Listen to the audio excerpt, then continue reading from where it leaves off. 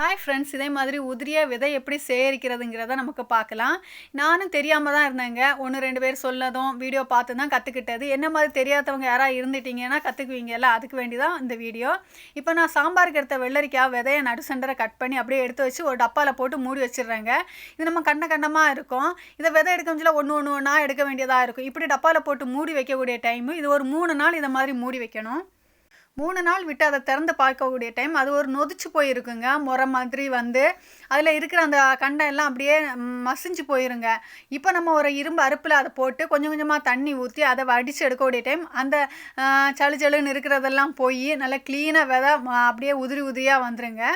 இப்போ வந்த விதையை நம்ம அழகாக இப்போ பாருங்களேன், நான் கையில் எடுத்து காமிக்கிறேன். அந்த பிசு பிசுப்பு தன்மை அப்படி கிளுகிளுன்னு எதுவும் இருக்காமல் அழகாக வந்துடும். இப்போ நம்ம ஒரு பேப்பரில் நான் எடுத்து போட்டு காய வச்சுக்கிறேன். இது நல்ல வெயிலான இடத்துல வைக்கக்கூடாதுங்க. கொஞ்சம் நிழலான இடத்துல வச்சு காய வச்சு எடுத்தால் விதை ரெடி ஆயிரும். இதை மாதிரி நீங்களும் ட்ரை பண்ணி பாருங்கள்.